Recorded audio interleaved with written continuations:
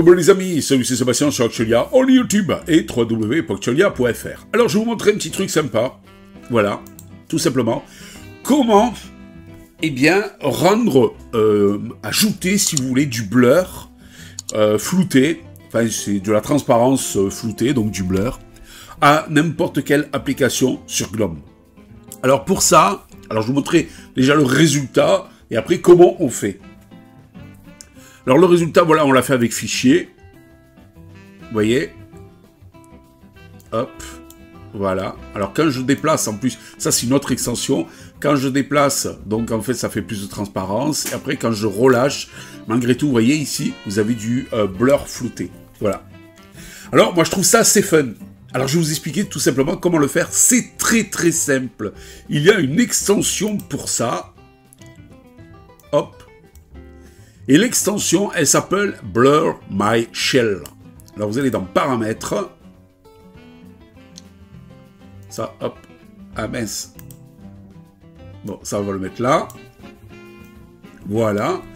Et après ici, en bas dans l'onglet, vous avez le panneau, aperçu, tiroir. Alors bon, je vous le déconseille. Ça vous met du blur là-dessus. Mais je vais vous montrer. Si jamais je vais donc sur Food Dash to Dock.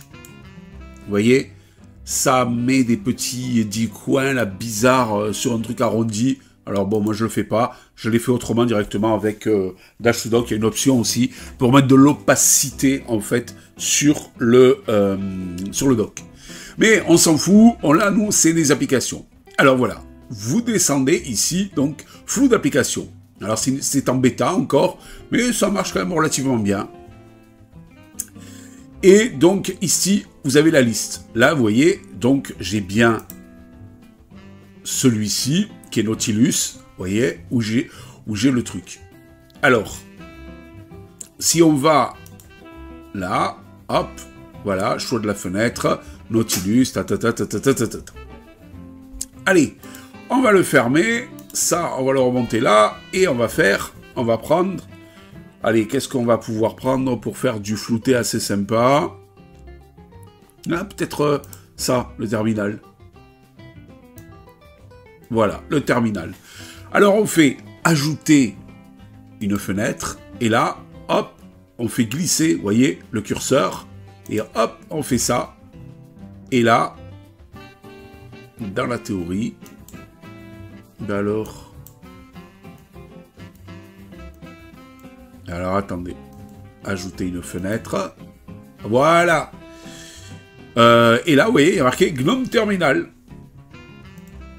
Et si vous voyez, je suis aussi en flouté. Alors, vous pouvez régler l'opacité ici. Voilà, ça, je sais pas ce que c'est. Floute. Voilà, active tout par défaut. Donc, ça, on ne va pas le toucher. Voilà, et là, vous voyez, je suis ici. Alors, si vous voulez l'enlever après, ben, vous cliquez ici sur supprimer et vous l'avez enlevé. Mais là, vous avez du flouté. Par exemple, si je tape uname-a, voilà. Donc, ls, vous voyez. Donc, c'est quand même relativement sympa. Voilà, je voulais vous montrer ça parce que c'est vraiment sympathique. Alors ici, vous avez aussi le floutage de l'écran de... donc ça, on va le supprimer. Voilà, ici, vous avez le floutage de l'écran de verrouillage aussi. Ça, c'est sympa. Il faut toujours personnaliser ici. Le floutage de l'outil de capture d'écran. Voyons. Je crois que c'est en appuyant ici. Ouais, je vois pas spécialement de... Ah si, ça floute un petit peu là. Ouais.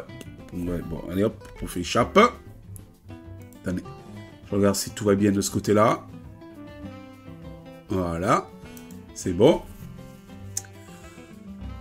Donc, vous avez le flou de l'extension Windows List aussi. Vous voyez, à chaque fois, vous pouvez personnaliser. Alors, dans le général, vous avez... Ici, la quantité de bruit, les performances et tout ça, etc. Vous avez la possibilité de flouter les panneaux. Vous voyez, flou des panneaux, floute le panneau du haut en laissant l'image du bord d'écran. Alors, si je l'enlève, ça, vous voyez, hop, ça vous met le panneau traditionnel. Si je fais ça, ça me fait de la transparence floutée. Vous voyez? Donc, c'est quand même assez sympathique. Après, vous avez l'aperçu, flouter l'arrière-plan, ouais, par exemple. Voilà, application folder, blur, c'est ça.